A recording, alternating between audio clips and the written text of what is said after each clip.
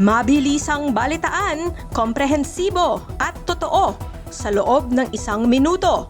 Simula na ang Diskurso Tidbits. Robin Padilla, pinabulaanan ng dirty finger issue sa Senado.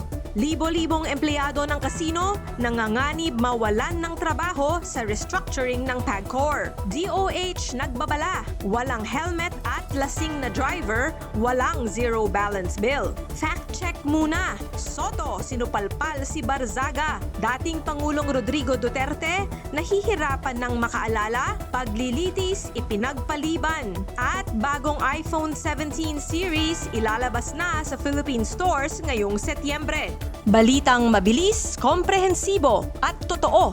Yan ang Diskurso Tidbits.